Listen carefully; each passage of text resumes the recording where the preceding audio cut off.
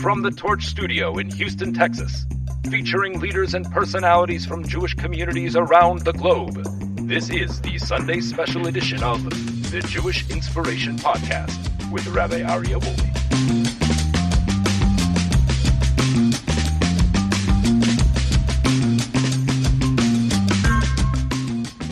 All right, welcome back, my dear friends, to another special edition of the Jewish Inspiration Podcast.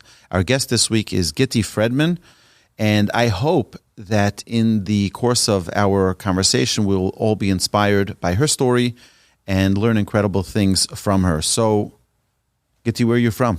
I grew up in Lakewood, New Jersey. Wow, Lakewood. I learned in Lakewood for a couple of years. What was it like growing up in Lakewood? Growing up in Lakewood in the 80s and 90s, it was very different than the Lakewood it is today. It was very wholesome, very simple. We went to camp with the Brooklyn girls, and we were the out-of-town girls. The Lakewood girls were the out-of-town girls. If you wanted cool clothing, you went to Brenda's in Brooklyn. And it was very, very wholesome, very, very nice. We kind of knew all the girls our age. There were 3 high schools, Beis Yaakov, Beis Kayla, Beis Shendel. It was much, much smaller, and I had a very happy, healthy, wonderful childhood. And what has it become today? It's just a bigger city with higher standards of materialism. But I think the whole world is becoming more materially inclined. Yeah, I think with internet and shopping online, like everybody's cool.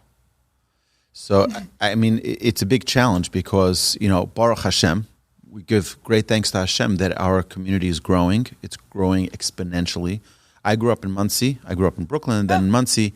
And when I was in Monsey, we basically knew everyone in Monsey. There were, let's say 15,000 people in Monsey, and you knew just about everybody. The boys your age. The boys my age. Right. I knew everyone who was my age. And today you go there, there's like 350,000 people there. It's like there's traffic everywhere you go. It is impossible to get around. It's like nobody knows anybody anymore. Right. And I feel the same with Lakewood. I haven't been in Lakewood in many years, but it's really an interesting transformation or an explosion of growth of the Jewish community. And this is the natural.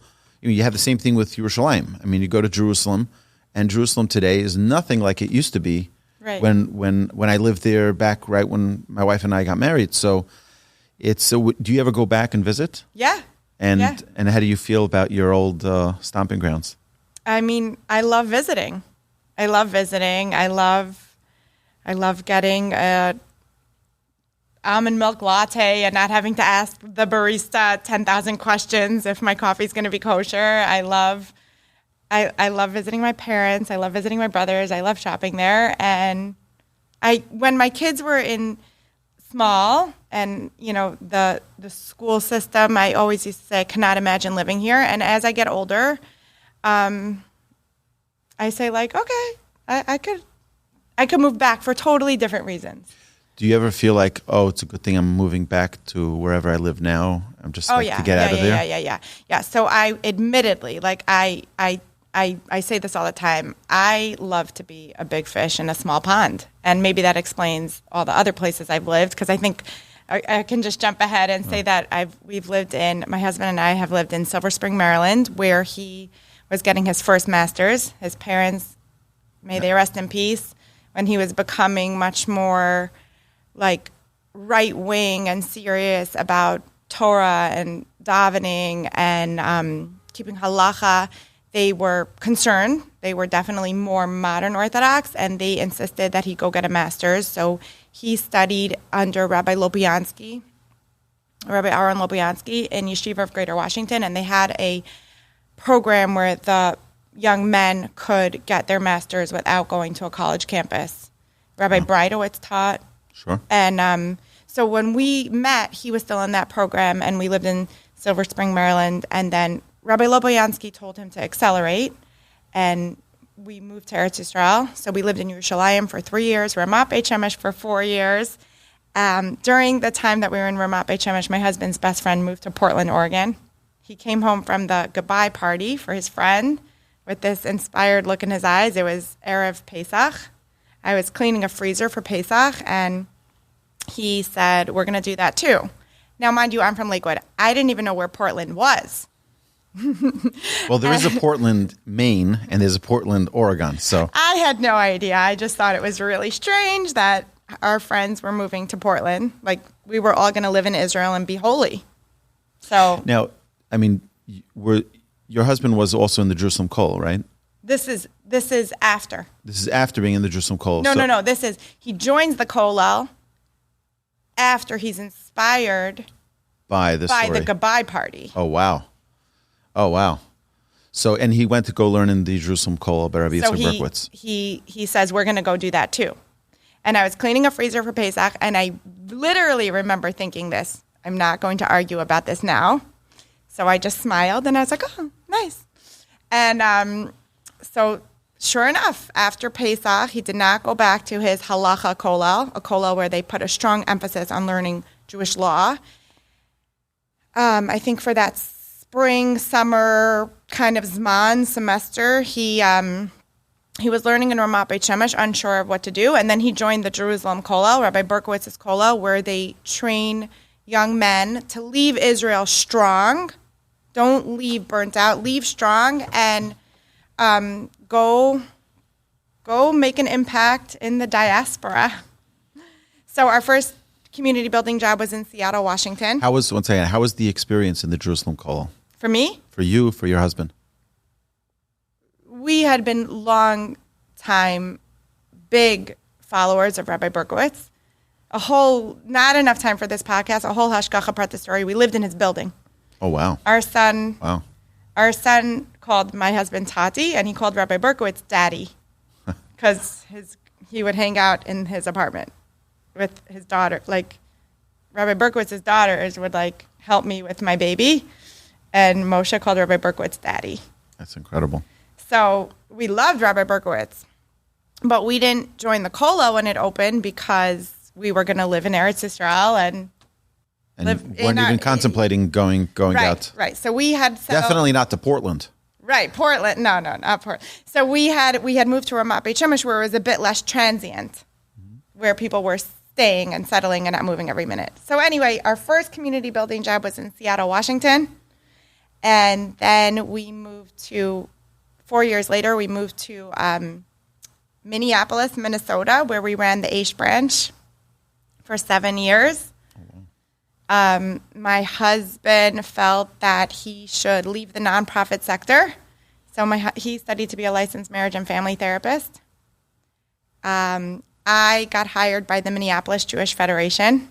So it was a little bit of a continuation of what I was doing with Aish. And then we decided that we should go be near family.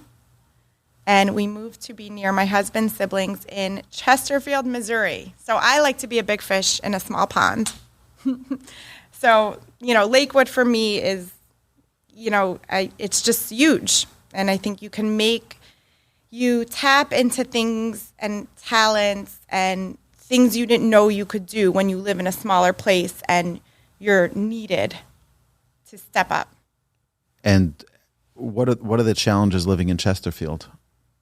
Coming from Lakewood, where you have an overabundance of kosher, accessible anywhere and everywhere, children's clothes that match for all your children, and here you move to Chesterfield, Missouri. I mean, it's similar to living in Houston, Texas, where for us buying food for Shabbos, we need to go to 3, 4, 5 different stores sometimes because this store has this and this store has that, but no one has everything. I mean, that's, in New York, you have those luxuries. In Houston and probably Chesterfield, you don't. Yeah. So we made a choice. Like, I had been visiting Chesterfield for 21 years. It's my husband grew up there. We would visit my in-laws. I knew exactly what I was moving to, and we made a decision that this was the right choice for our family at this time. I am working toward a place of acceptance. It's a beautiful place. It's very beautiful. It's very artistic.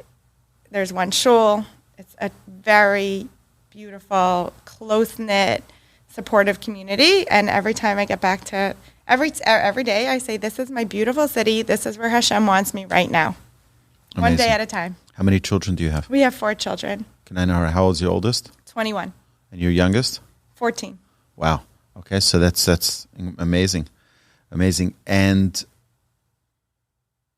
so you spent many years teaching, getting involved in outreach organizations from Seattle, Minneapolis, and now living in Chesterfield.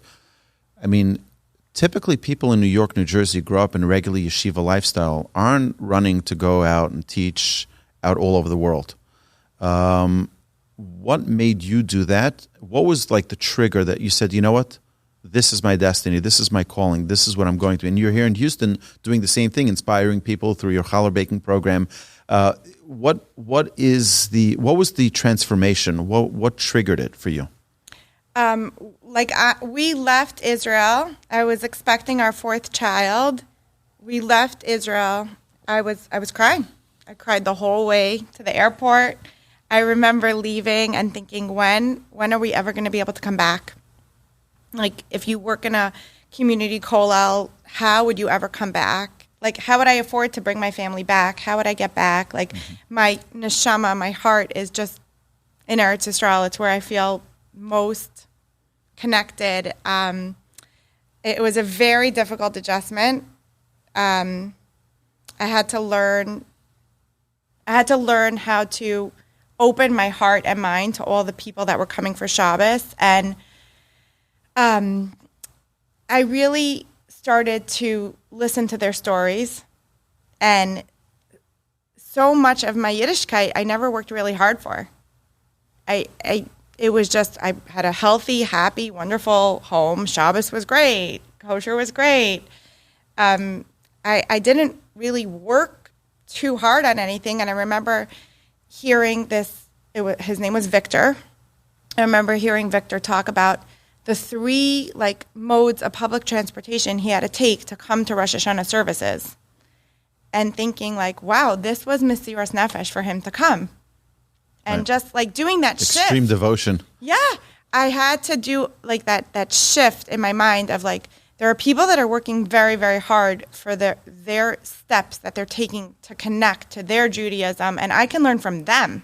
I came thinking I had so much to teach them, the girl from Lakewood and Yerushalayim, and then I realized I had so much more I could learn from them. You know, it's an amazing thing. I grew up also in a totally frum home. My transformation was when I was about 16, 17 years old. I realized that I was in robot mode. I put on tefillin every day, not because I knew what I was doing, but because this is what we do. I kept Shabbos every Shabbos, not because I knew what I was doing, but because this is what we do. And suddenly I stopped and I asked myself, why in the world am I doing these things?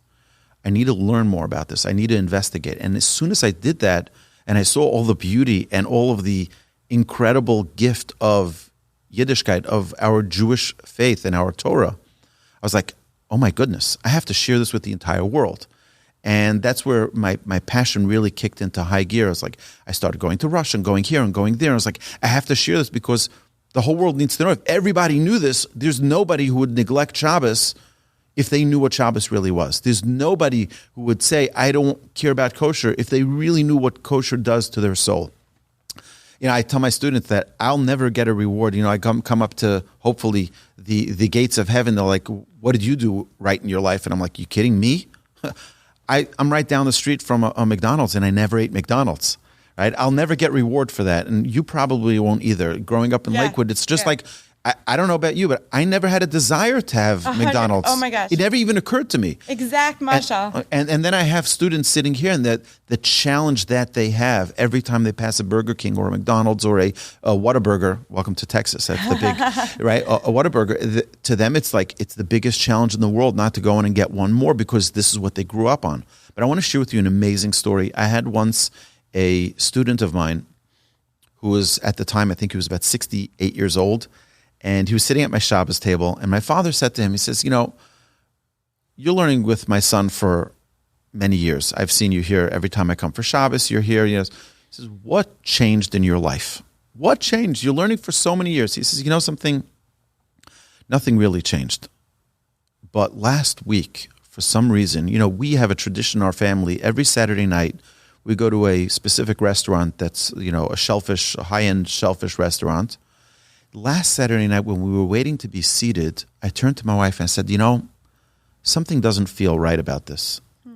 He said, I learn with Rabbi Wolbe every week, and I know this is just not consistent with what we're learning. And he says, I turned to my wife and I told her, shellfish will never cross these lips ever again. Wow. And to me, that's like the greatest growth any Jew can take. In Lakewood, we see so many people who are just ordinary, amazing Jews, amazing Jews, committed to their Yiddishkeit, committed. They would give their right arm, they'd give their soul, they'd give everything they have to maintain their Yiddishkeit, to maintain their Judaism. But it's very possible that there are only two categories of Jews. And I think this has been my mantra for years. There's a growing Jew and there's a stagnant Jew. And I don't believe in Reform, Conservative, Orthodox, Reconstructionists. I don't believe in any of those. There's a growing Jew and a stagnant Jew. And you can find Jews from every spectrum who are growing Jews and every spectrum people who are stagnant Jews. And how many people do we know who grew up Orthodox that are just stagnant? Nothing changed from when they were 8 years old to they're 80 years old. Nothing changed. And there are other Jews who make that step when they're 68 years old and say, you know what? I grew up eating shellfish. I grew up doing this my entire life. And now I'm making that change. And even though that change is not A to Z, it's A to B. It's one step in their growth, and that's their transformation. So I don't know if that's consistent with your Oh my experience. gosh, like whenever I would teach age classes, we would talk about the point of free choice. Rabbi Dessler talks about in Strive for Truth, right? Nikud habachira, the point of free choice. We each have a different point of free choice, and I give the same exact parable about the McDonald's, that I get no reward, and a lot of the students, a lot of my friends, students, teachers, because we're all learning from each other, they would get tremendous reward every single morning when they wouldn't get an Egg McMuffin. Because I have never gotten reward for that, and because we each are judged on our point of free choice, where that friction is, where that battle is going on, and like that's where it's at. And moving it, each and every person, every moment, we get to choose, we get to move that point of free choice throughout our life. And that's where we get the reward, and that's where we decide our destiny. We decide our point of what kind of shows we watch. We get to decide what kind of language we use. We get to decide how we treat other people. We get to decide, like your friend who at 68 stopped eating shellfish. We get to decide every minute and make those choices, and that's where the greatness lies. And it reminds me of this story that I'm going to jump ahead to the Shabbat section. Is that okay, Rabbi? Sure. Okay, so it reminds me of this section with Shabbos. Like, I never struggled with Shabbos. I love Shabbos. I love bringing in Shabbos. I love sharing Shabbos with other people. And my husband's sister made partner. She was like the first female her age to make partner at Goldman Sachs. Wow. And this is a bunch of years ago already, and she was throwing herself a partner party. So a big party in celebration of making partner at Goldman. It was on a Saturday night, and our 4 kids were small, so we made arrangements for all 4 kids to go to different friends, bought gifts, had a babysitter sleepover Thursday night, so that Friday morning we could catch our early morning flight, and she could get them off to school and have one less night that you were asking friends a favor. All the logistics that go into going away when you're young parents. And we got onto the plane, and we're so excited. We're going to spend Shabbos in New York, and right after Shabbos, we're going to go to the partner party, and they start announcing, like, there's a delay. Okay, an hour delay. We'll still make it. 2-hour delay. 5-hour delay. There was no question in our mind, when they announced a 5-hour delay, there was no question in our mind that we were not going to risk breaking Shabbos For the party. to go to a party. Like, that's just not where our point of free choice was. We were not going to risk breaking Shabbos to go to a party. So we get off the plane, we call all the people and say that we'll have our own children for Shabbos. And on the way home, I was truly bummed. Like, I was really bummed. I was really excited. And I suddenly I had this moment. I was like, I think this is the first time that I did something hard for Shabbos in my 30s. Like, Right. and we don't appreciate it growing up as a frum Jew. It never occurred to me in my life to flick on a light switch on Shabbos. Never. It just never. I never had like this temptation. Like I just want to turn the light on or look at my phone. It never occurred to me. Never. Right. And to my friends and students, for them to think of even, parking the car around the block, to have a little bit of more respect Right. for Shabbos. So they're not going to park right in front of shul or in front of my house. It's just in each person at their step, taking their step that is appropriate for their growth where they're at the moment. Right. It's not, Aish has this known thing, the four misconceptions about Judaism. Mm-hmm. And the first one is that Jews believe that it's all or nothing. It's not all or nothing. Take your step. Take your step. So what would you say as a word for those who still live in Lakewood, who live their ordinary life, don't bother me, I'm not going to bother anyone else, to get out of their comfort, to go out and inspire other Jews? What would your word of encouragement be to them? That's such a good question. I'm thinking. I'm thinking. It wasn't on the list. I didn't ponder this yet. Maybe this will resonate. Okay, what if one of your kids was struggling? How would you want someone to greet them? What kind of warm smile? What kind of non-judgmental attitude would you want someone to greet your struggling kid with, so that it would be this warm feeling for them, that they would say, wow, if observant people are careful about their between man and God, and that bubbles over into their love of their fellow Jew, like I want to do a little more. Maybe? Right, 100%. Something like that? No, I agree with that. And I think it's such a... Like if you can't relate to a stranger, if you can't relate to the Jew in Louisville, Kentucky, who is disconnected, think about how you would want someone to treat your kid if they were struggling. And these are all Hashem's children. We're all Hashem's children. And we need to do everything we can. So it's like the challenge is that it's not nearly as comfortable living in your community or my community here as it is living in Lakewood. I mean, Lakewood is known as the capital of materialism when it comes to Jewish lifestyle. You have every type of Jewish luxury possible. It really is an amazing thing. But everything has its flip side. That's true. The question is, I mean, this is the challenge of the eternal challenge of life, is the spiritual versus the materialism, which one wins? And when you're living in such a place where it's so comfortable to live there, it's very difficult to get people or to encourage people to take a step out of it. And people come here to Houston to visit, so that we have two types of people. There are some people who say, forget it, this is like you guys are living in La La Land. And then there are other people who say, this is the most refreshing place ever. I wish I can live here. I wish my wife would be okay even thinking about coming for a Shabbos and checking out the city. So you have these different perspectives, and Baruch Hashem, we have many, many families who have moved here and love it. But it's not always the case. My perspective has always been that when I started here in Houston in 2005, so we were the only organization in town that wasn't a shul. There was shuls, and that's it, and Torch. And we, in the process of starting a kollel, a full-time kollel, which today is the Lakewood kollel, I had a meeting with Rabbi Aaron Cutler from Lakewood.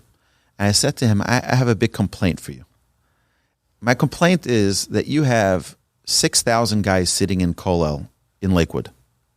If you sent out 10 guys to every city in America, Change the country. it'll change the world. It'll change the world. Just send 10 guys. They did that in Denver.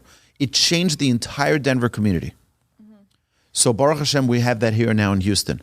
But send them everywhere, 10 guys. And the guys are just sitting in Lakewood. they can be such amazing assets in every community. Send them to Tampa, Florida. Send them to Boca Raton. Say, I think they just started something in Boca. Send them to Boynton Beach. Send them to West Palm Beach. Go the entire coast, all the way up. Send them to every city. Wherever there are Jews, send out 10 guys to go learn a kollel. It will transform. They don't have to be outreach experts. They don't have to be proficient in language, in the art of persuasion. They don't have to do anything. Just sit and learn Torah. You'll change the world. And I think it's just an opportunity missed. And I would encourage my friends, I do all the time, go out and make an impact. Like you said, a big fish in a small pond, that's what every Jew is. In Houston, if you're at a minyan, you count. In Lakewood, maybe not. Not likely. Right? They have another 1,000 people to fill your spot.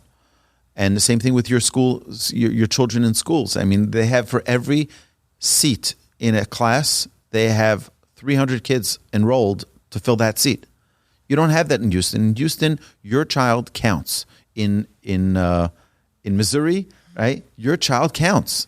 Is that not the case? 100%. But you know what? When I was in my 20s, like in the beginning, like when I was in my 20s and 30s, I was all over that. Like you're preaching to the choir. Like I was calm. Like, and you know, anytime a friend from Lakewood was frustrated that her child didn't get into school, I was like, come here. We want your child in our school. Like we need your child. Everyone has to do what works for them. And you also can't underestimate the power of living near your family. 100%. So every single person has to have their Das Torah. Every couple has to talk it through, and everyone, you know, I'm with you. I'm with you. I think people stretch and grow, and I think I personally have gained a lot. But every single family has to figure out what What's works for them. And you can live in Lakewood and drive to Manalapan and have a partner in Torah. You can live in Lakewood and you can have guests, and you know, every single person, you can have guests for a cure of Shabbaton. You can live in Lakewood and just be a bench. And when you see people, be kind and generous and friendly, and you don't have to teach them anything. And I think also the fear is that people always ask me, like, they're going to ask me a question I don't know how to answer. Yeah, I'll 100% agree that in the 13 years of outreach, very rarely were there rough questions. And when there's a rough question, you just validate it.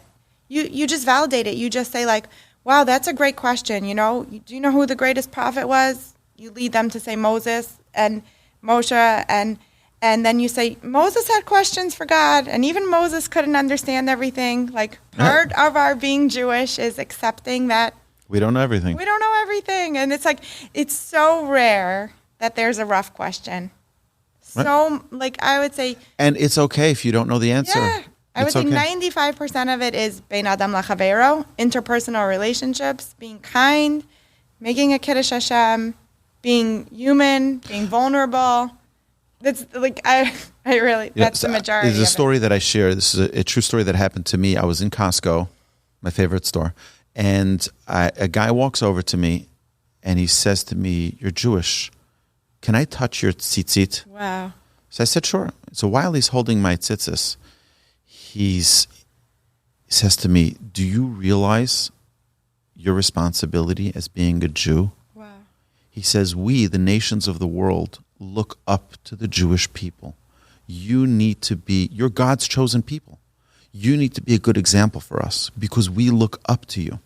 And I was shocked. This guy gave me the biggest musser schmooze of my life. This is the most unbelievable thing. And the truth is that people look at us to be an example, to see what honesty in business means, to see what it means to be truthful in every word, to see what it means to be kind and compassionate and loving, to see what it means to be, you look at the chesed organizations in New York, New Jersey, they're second to none. To none. There is no place on planet Earth. Let's start with Hatzalah, right? We have now Hatzalah in Houston. Yeah, it's unbelievable. There's no other community on planet Earth, aside for Orthodox Judaism, that has a Hatzalah. Hatzalah is a volunteer ambulance organization that anytime anyone has an emergency, anywhere on planet Earth, you can call Hatzalah and they'll be there to help you, and it's all free. And they'll be there faster than your local fire department. They'll be there faster, and it's all free. The same thing is with Chaverim, which we also have now in Houston. Wow. Right? We have Chaverim in Chesterfield. There you go. So it's an unbelievable thing that any type of non-medical emergency, there's someone there to help. You have a snake in your house, you have a bird in your house, you have a car that doesn't start, you're out of gas, whatever, any type of emergency that someone has that's non-medical, they're there to help. And then you talk about renewal, which is for kidney transplant. And you talk about all of these organizations like High Lifeline. It's the most unbelievable community that we're here to help each other and to assist and to provide guidance. If someone needs guidance for mental health, if someone needs guidance for marriage, if someone needs guidance, you have organizations that deal with every single one of these things. It's the most unbelievable thing that this is what the Jewish community is supposed to be about. This is what we're about. You don't find it in any other community on planet Earth. You won't find it anywhere else. Nothing like it. And that's what we're proud of, and that's what we need to be a shining light to the world for. All right, so on to the next question. So Holocaust. Holocaust happened 80 years ago. I have 3 grandparents who went through the camps, who were through the ghettos, who were through all of the remarkable miracles that they experienced. My grandparents lost the majority of their family. Do you have any family that has been through the Holocaust or saved from the Holocaust? So all my mother's parents were, I think, second-generation American, and my father's parents were Hungarian. There's a legend in our family that my grandfather, Aaron Tzvi Avigdor, Tzvi means deer, and so in Yiddish that's Hirsch. So he went by Herschel. There's a legend that he went to America. He was kind of like the black sheep of his family, and his parents and his siblings didn't want to come. They said it was the Treifa Medina, the unkosher, country. They were scared what would happen in America. And he was in America, and he heard what was going on in the Holocaust. This is the legend that he sent a fake wedding invitation that he was marrying. I think he either wrote Mary or Christina, and I think 11 out of 12 of his siblings came running to save Herschela.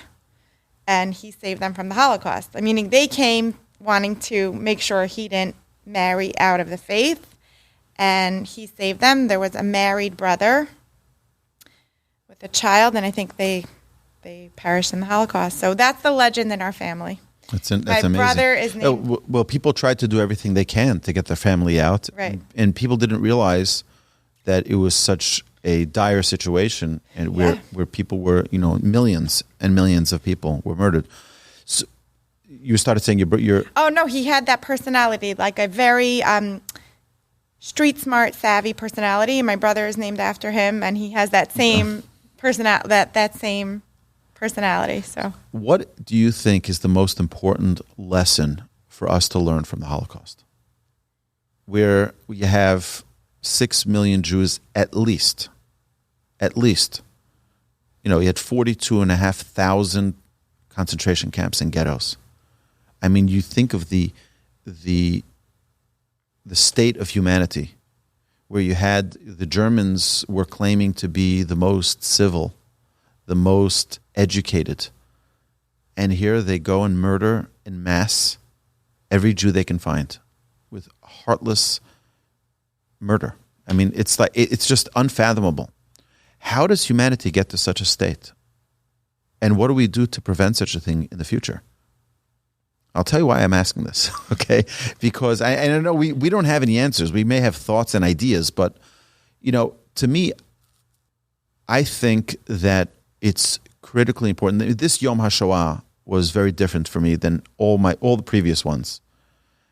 I'm 45 years old, and I've lived through 45 Yom HaShoahs. But I was in Poland a few years ago, and this Yom HaShoah, I was giving a class about Yom HaShoah, and I was talking about it, and I got all the statistics together and everything and what we can learn from it.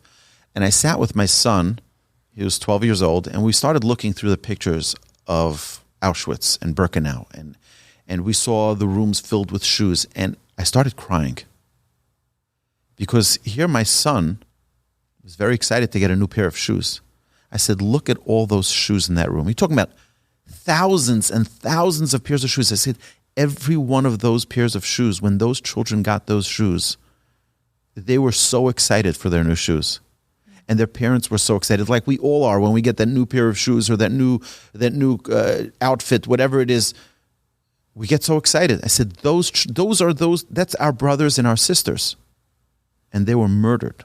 They were taken, and here are their shoes to show the world what's left. And I couldn't control myself. I was just like overwhelmed with emotion that an entire world was taken away from us. An entire world. Now, the question as to why this happened, I think, look at the results. Look at what happened as a result of the Holocaust. We have the most incredible growth of Torah in the world. There's never been a generation that has had this much Torah in the history of the Jewish people. Like Lakewood, like Jerusalem. You go all over the world, and wherever you go, in all corners of the world, there are people studying Torah. There are the yeshivas packed with school children. And I think that it's just the most remarkable rebound ever, where the Jewish people were down to nothing, and look at us today. So if you have any thoughts, I'll be happy to hear about it. I don't know. I think it's just such a heated topic.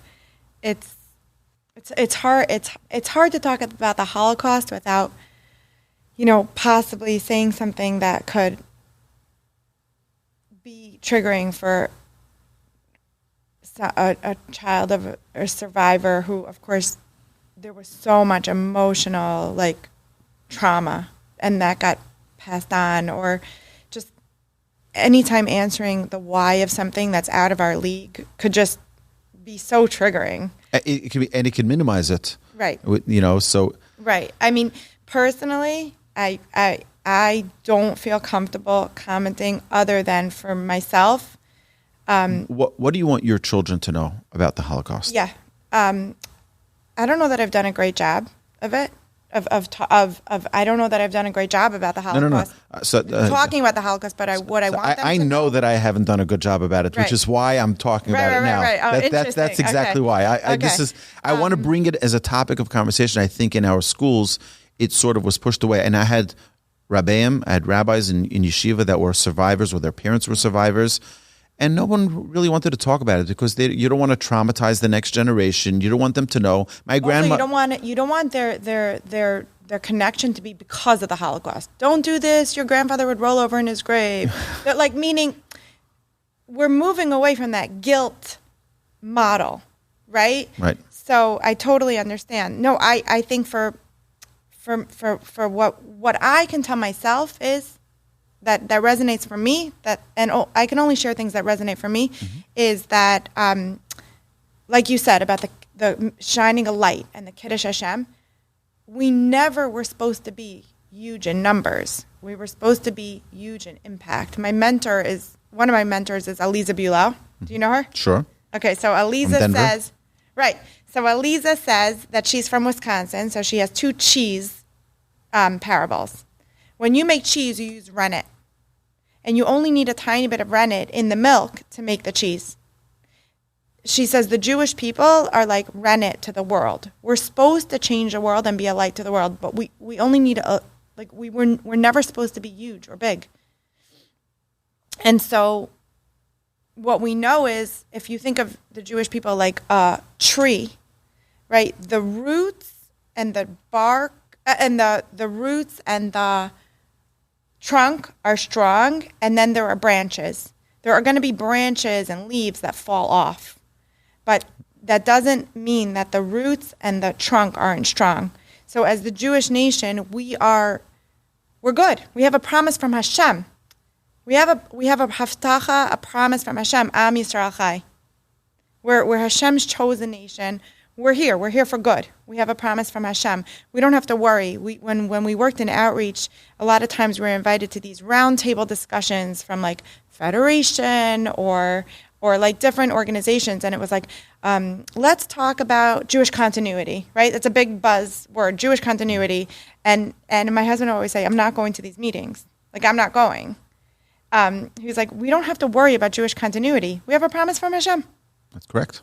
So, That's correct. like, if I want my kids to want to know one thing, it's like, you could choose, from back to the point of free choice, you could choose to move your point of free choice away, and then maybe you're going to be a branch that, God forbid, falls off, or a leaf that falls off and dies. Or you could choose to be a healthy branch. It's up to you. We have a promise from Hashem.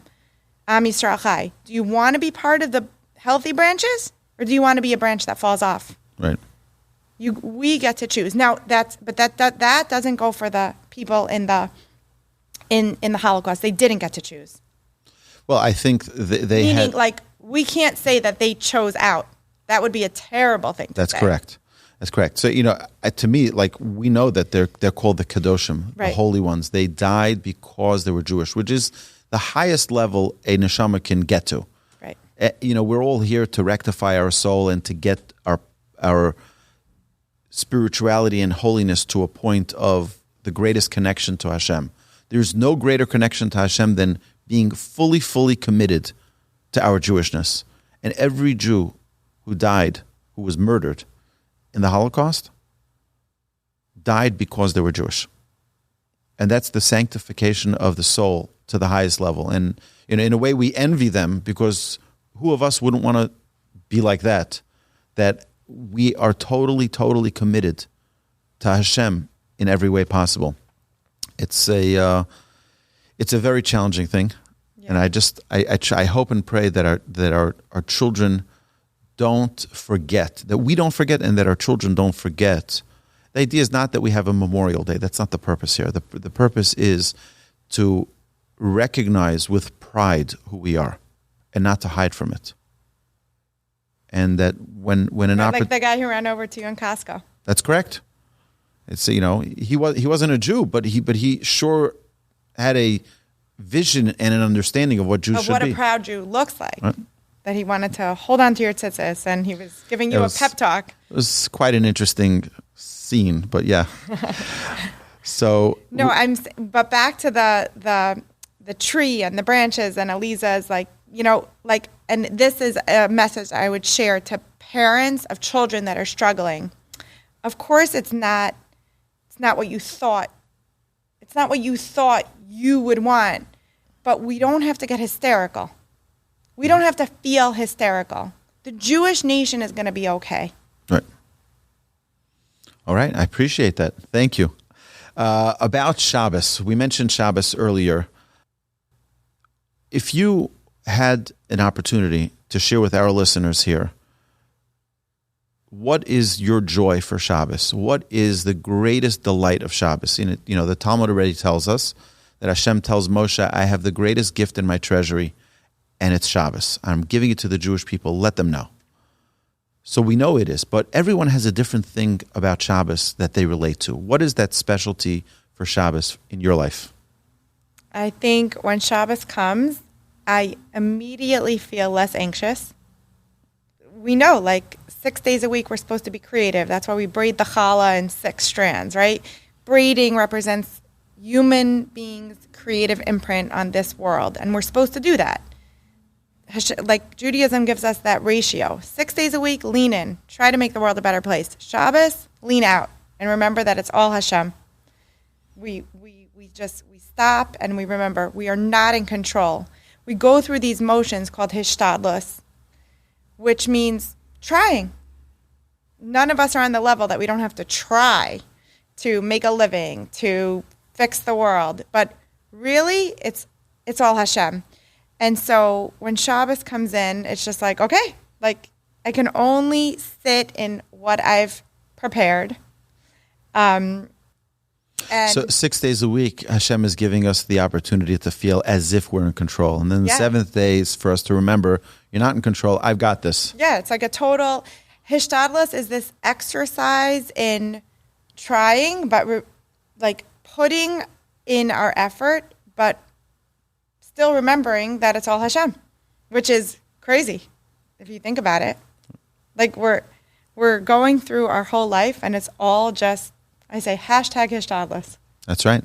It's a wild thing. So what's your favorite part of Shabbos? Just not having to try, not having that feeling of I have to answer that email. I have to post that thing. I have to run one more errand. No, you don't have to you don't have to feel any of that. You're just enjoying your friends, your family, your connections. Those deep connections. What would your word of encouragement be to someone who's struggling with taking that step? What would you tell them? Here, I really want to keep Shabbos. It's idealistic. It's really nice, I'm sure, but it's not for me. I live out in Kansas or wherever, and it's just Shabbos. I mean, really, I'm going to close my business. I'm going to just stop doing what I'm doing. What say you? Let's see. Listen. It's controversial if you're supposed to talk about this or not, but there's different opinions. But I've chosen to share this with people because I think there's a lack of awareness about what proper burial is. So I've chosen to share that I'm on the Chevra Kadisha. And what's grounding for me about being on the Chevra Kadisha is that it's just this huge reminder that our bodies are a temporary house for our soul, and that the shrouds we put people in have no pockets. And that's to symbolize that we can't take any materialism with us to the next world. In Judaism, we believe in an afterlife. So this reminder of getting people ready for their Jewish burial, it's like you can't take any of the money with you. You can't take it with you. So it really, we have to do hishtadlus. We have to try to support our families, but you can't take a penny with you. And so you'll make more money on Shabbos. You'll make more money on Shabbos, and then after 120 years, you'll be in the same shrouds hopefully in the same shrouds, and that's why I'm choosing to talk about this. If anyone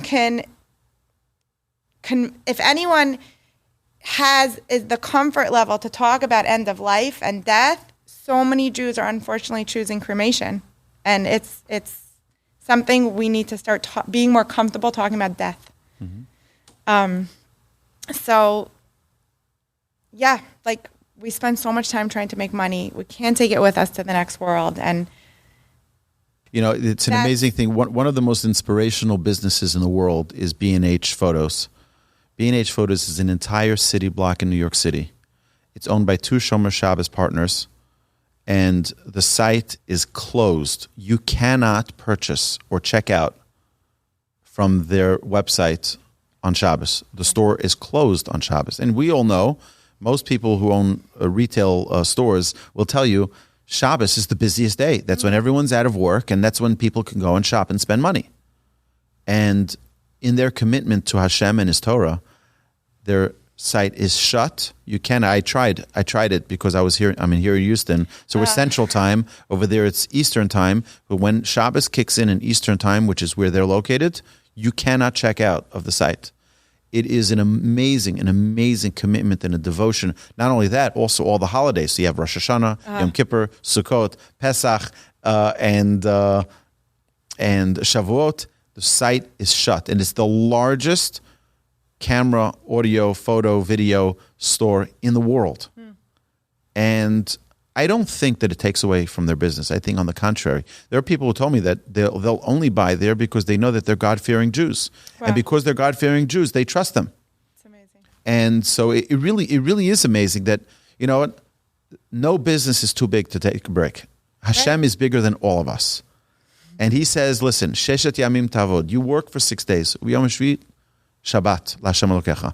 This is a day to rest and to give everything, put everything in the hands of Hashem, recognize that He's the one who gives us everything. Yeah, and everyone on their level. Like it says, Shabbos is the source of all blessing. Who doesn't want blessing in their life? Who doesn't want blessing in their life? And on my own level, I struggle with time management, and every Friday, it's like an exercise in how peacefully can we bring in Shabbat?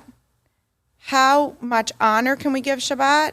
And it's only in our best interest. It's going to come back at us. It's the source of all blessing. It's going to make us more blessed. So I just want to add something to your repertoire that if you say your time management. Oh, gosh. So I call it punctually challenged. Uh-huh. Okay, so because I'm like the king of, my students will laugh and they'll be like, yeah, we know. It's a I real, share it. It's not easy. It's a real thing. I try to put 65 seconds in every minute, but that's the reality of my husband's life. much better at time management, and like he's like, just lean on me. I'll tell you, everything takes more time. Like everything, however long you think it's going to take, there's transitioning time that you're not accounting for. That's right. Like I have a meeting at 10 o'clock, so I leave for the meeting at 10 o'clock. But it takes time to get there. So it's always, that's the challenge. Yeah, so working on our deficiencies. Life is a constant struggle. That's for other cheese mashal. Oh, that's Aliza's other Wisconsin cheese mashal, that our souls have holes by design. There you go, deficiencies. The rennet one. There we go, very good. The Jews are supposed to be small, and the holes by design. If you get cheese that has a hole, you don't take it back to Costco and say this cheese has holes. Cheese is supposed to have holes, and that's our souls. They have holes by design. Perfect. Excellent. So there are many great things happening with the Jewish people today. I mean, we spoke about a few of the chesed, the kindness organizations that we have that just are really amazing. And when I lived in Israel, there was a book about this big of all of the gemachs, all of the organization, all of the free loan opportunities that were available. I mean, there was, to list them is just unbelievable. Just like chickpea gemach. You have a baby, exactly. A baby boy on Friday. Come get chickpeas. Right, and there was cell phone loan gemachs. There were amulets for baby birth gemach. There was the bris medicine, the medicine gemach. There was, you name it, reading glasses gemach. There were table and chair gemachs. There were lost children. there were how do you call it? These boxes, a box gemach. So if someone was moving, they can borrow boxes, they can bring it back. It was just unbelievable. Dislocated elbow or shoulder. Right. So it really is, it's amazing. But so there's so many great things going on with the Jewish people. What makes you most proud to be a Jew? When you walk around and you say, I'm a proud Jew, what is that? What does that encapsulate? Everything you said, the chesed, the kindness, the how we help each other. I mean, like, there's nothing compares. Like you said, Mi ka'amcha Yisrael, who is like the Jewish nation? We just excel at that stuff. I think recognizing that the Torah is good for us. Hashem created, the Torah preceded creation. The rules, the boundaries, they're good for us. Look what's going on around us. My husband's a licensed marriage and family therapist. The gates that Hashem set up that are in the Torah, the boundaries, they're good for us. The Torah is good for us. The Torah gives us structure. The Torah gives us. It's the manual for living. It's it's good for us. You walk around. I'm proud. I'm proud to, all the contract. We're fixing a house now. All the contractors know. She doesn't shake your hand, and explaining to them in our culture this and our culture that. I'm so proud to have these things and to live a principled life that separates us and reminds us that we're holy. Like you said, like the light unto the nations. You look at the royal family, right? There were all these funny memes going around, like the royal family. Like, is she a Hasidic girl from Monsey or is she a duchess? But you look at Kate Middleton and people are like, oh my gosh, look at the pressure. She has to look good right after a baby, this, that. Yeah, she has more privilege and she has more responsibility. And that's us. We're royals. We have more privilege and we have more responsibility. And we have to... That's right. There's nobody who showed up in a tank top to the coronation. Right. Everyone was fully dressed properly with, full sleeved. Formal. And it's not formal. It's dignified. Right. That's are what royalty. Says. We're all about dignity. Modesty is not... When we say tznius, it doesn't necessarily mean modesty. It means what is dignified, what is appropriate for someone of my status. And we should be proud of that. We should be proud of being dignified and having that beautiful status of being the light unto the nations. The Torah gives us the guidelines of how to have a happy, fulfilled life. And when people move away from it, even in the smallest way, it starts small, but 100 miles away, it becomes a very big separation and a big barrier. And 1,000 miles away, it's even more. And the more we're able to have ourselves devoted and committed to the word of Hashem, the better that will be for our children and our grandchildren, our great-grandchildren. Today, we are one generation away. It used to be 3 generations away from complete intermarriage. Today, we're one generation away. It's frightening.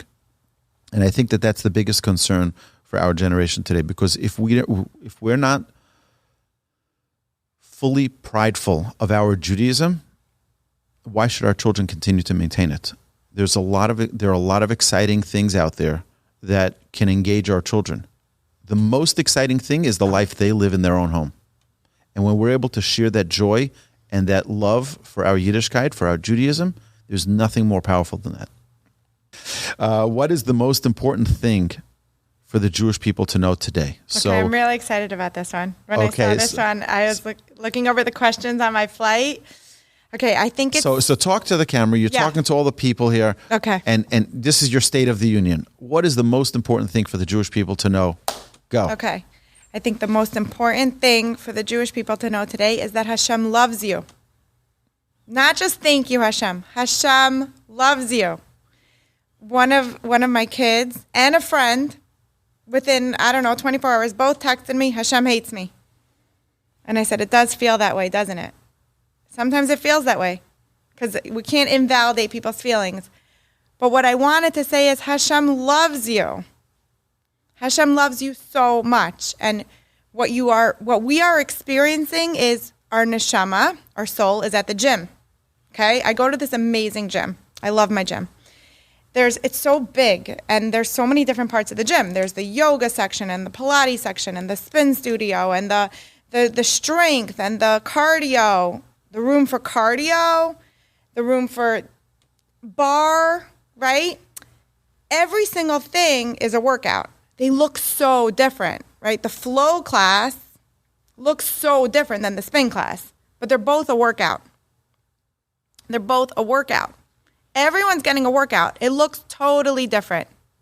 We look around, we see people who have what seems like they have easier children, more money, better spouses, whatever stories, whatever narratives we tell ourselves about things we see around us, things we see on social media, things we see in shul, what it looks like people are doing, where they're eating, what they're doing, where they're going, what kind of wedding they're making, what kind of party they're making, whatever it is, whatever stories we're telling ourselves, every single neshama is at the gym getting a workout because that's what we're here for. And it looks very different.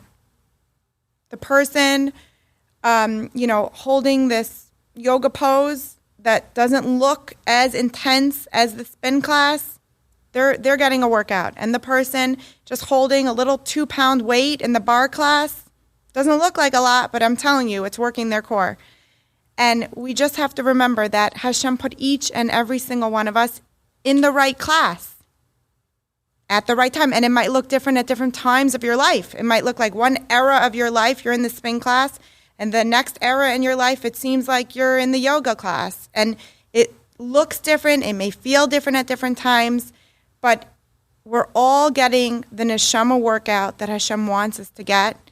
And Hashem knows us best. He created us. And it might not feel that way. You might feel like texting someone, Hashem hates me. That's really how it might feel.